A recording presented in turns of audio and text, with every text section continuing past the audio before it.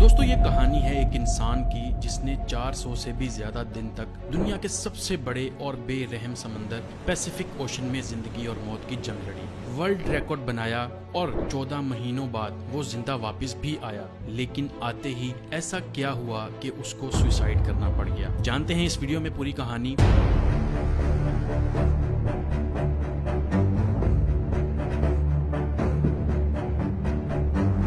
Pacific ocean का नाम सुनते ही लोगों को पसीने आ जाते हैं। देखें, पूरी दुनिया में 71% पानी है जो डिवाइडेड है 4 ओशंस में, जिनके नाम हैं Atlantic, Pacific, Indian and Arctic. सबसे बड़ा ओशन पैसिफिक है। ये इतना बड़ा है कि जमीन का खुश्क हिस्सा जो 165 मिलियन स्क्वायर किलोमीटर बनता है, ये अकेला ओशन 148 मिलियन स्क्वायर किलोमीटर को निगल सकता है। इस ओशन पर कुछ ही आइलैंड्स हैं जो बहुत ही छोटे हैं और कुछ तो ऐसे आइलैंड्स हैं जिन पर आज तक कोई इंसान जा भी नहीं सका। अब अगर गलती से भी कोई इंसान पैसिफिक ओशन में गुम हो जाए तो उसको ढूंढना तकरीबन नामुमकिन है। पैसिफिक ओशन में 14 महीनों तक जिंदा रहने वाले इंसान का नाम था होजे सल्वाडोर अल्वारेंगा। इस इंसान के पास 7 फुट की छोटी सी बोट थी जिस पर सीधा लेटा भी नहीं जा सकता था सही से, और ये बंदा 1 साल से भी ज्यादा इस बोट पर जिंदा भी रहा, समंदर की बेरहमी का भी मुकाबला किया और वर्ल्ड रिकॉर्ड भी बनाया जो आज तक कोई और इंसान तोड़ भी नहीं सका। होजे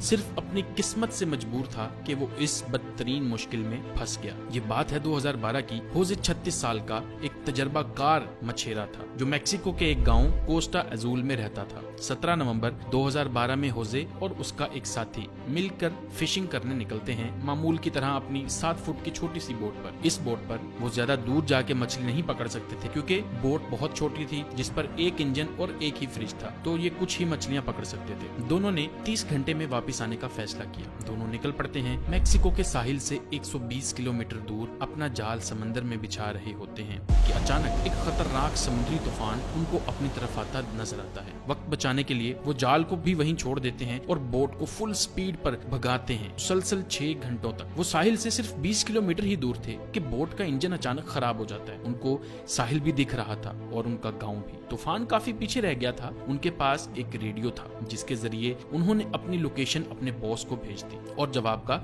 इंतजार करने लगे। किस्मत इतनी खराब निकली कि रेडियो की बैटरी भी डेड हो गई। एक तरफ वो साहिल को देख रहे थे, दूसरी तरफ अपनी तरफ आते तूफान को जो इतनी शिद्दत से आ रहा था मानो इनको जिंदा ही निकल जाएगा। तूफान के साथ हवाओं की शिद्दत इतनी तेज थी कि उनकी बोट साहिल से दूर होने लगी। कुछ ही देर में साहिल भी मंजर से हट गया और तेज लहरें इनको दूसरी तरफ खींचने लगी। इनके बॉस तक जब वो मैसेज पहुंचा तो बहुत देर हो चुकी थी। चनाचे उसने एक सर्च पार्टी भेजी इनको ढूंढने के लिए, लेकिन हर गुजरते लम्हे होजे की बोट दूर से दूर होती गई। तूफान की शिद्दत की वजह से ये लोग ना तो कुछ देख पा रहे थे और ना कुछ समझ पा रहे थे कि अब वो किस जगह पर हैं और साहिल किस तरफ है। हैरानी की बात यह है कि सिर्फ 5 ही दिन में इनकी बोट साहिल से 450 किलोमीटर दूर पहुंच चुकी थी। छोटी बोट होने की वजह से इनको ढूंढ पाना और भी मुश्किल हो रहा था। ना इनके पास कोई फ्लेयर गन थी, ना इनके पास कोई ऐसी चीज थी आग लगाने के लिए ताकि ये धुएं से किसी को सिग्नल देके बुला सके। दोनों एक दूसरे को देखकर मन ही मन में सोचने लगे कि शायद अब बचना मुश्किल है। 2 दिन पहले ही खाना भी खत्म हो चुका था। मछली पकड़ने के लिए भी उनके पास अब कोई साजो सामान नहीं था क्योंकि जाल वो पहले ही छोड़ के आ चुके थे। दोनों का भूख से बुरा हाल था कि अचानक एक परिंदा उनकी बोट पर आकर बैठ जाता है। ये दोनों एक दूसरे की तरफ देखते हैं और एकदम से उस परिंदे पर हमला कर देते हैं, लेकिन उसको पकड़ नहीं पाते। दोनों को पता था कि हो सकता है परिंदा फिर आए। कुछ ही देर में एक और परिंदा आता है। इस बार दोनों बहुत तरीके से उसको पकड़ने का प्लान करते हैं और आखिरकार वो कामयाब हो जाते हैं। और इस तरह दोनों अपनी भूख मिटाने के लिए बोट पर आने वाले परिंदों से अपना गुजारा करते हैं। समंदर का खारा पानी पीने से इंसान की मौत हो सकती है। इस वजह से उन्होंने बारिश के पानी को प्लास्टिक की बोतल्स में स्टोर करना शुरू कर दिया जिसको पीकर वो जिंदा रहते थे। लेकिन जब बारिश न पड़ती तब वो प्यास बुझाने के लिए मछलियों और टर्टल्स का खून पीते थे, लेकिन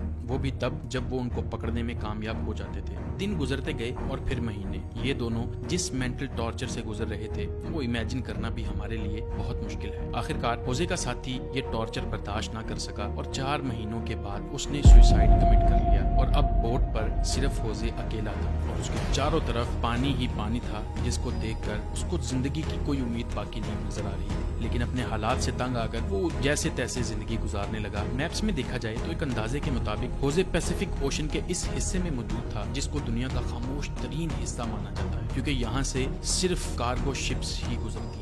मेक्सिको के साहिल को छोड़े 6 महीनों से भी ज्यादा हो चुके थे और इस दौरान होजे ने अपने साथी को भी खो दिया था। इस वजह से वो काफी ज्यादा फ्रस्ट्रेट हो चुका था। एक दिन होजे को दूर समंदर में एक कार्गो शिप नजर आती है। पिछले 6 महीनों में ये पहली शिप उसको नजर आई थी और ये मंजर देखते ही उसमें जिंदा रहने की उम्मीद फिर से वापस आ गई। होजे ने कार्गो शिप की तरफ हर मुमकिन इशारा करने की कोशिश की, लेकिन बदकिस्मती से शिप इतनी दूर थी कि होजे को वो ना देख सके और देखते ही देखते होजे की नजरों से वो शिप भी गायब होने लगी और वो ये सोचने लगा कि शायद मेरी किस्मत में मरना ही लिखा है। दोस्तों जरा सोचें, 6 महीने तक आप दुनिया की ऐसी जगह पर टक हो जहाँ पर आपको दूसरा इंसान भी नजर नहीं आता, और अगर एक लंबे अरसे के बाद आपको कोई दिखे लेकिन वो आपको ना देख सके और गुजर जाए तो आपको कैसा लगेगा। 11 महीनों के बाद होजे अपनी इस छोटी सी बोट पर 8000 किलोमीटर ट्रेवल कर चुका था। उसके कपड़े भी फट चुके थे और उसके पास खुद को सनलाइट से बचाने के लिए सिर्फ एक अंडरवेस्ट ही बची। आखिरकार वो घड़ी आ गई जब किस्मत होजे पर मेहरबान हुई। 30 जनवरी 2014 को, यानी पूरे 14 महीने के बाद, होजे ने आसपास पानी में नारियल तैरते हुए देखे तो वो समझ गया कि ये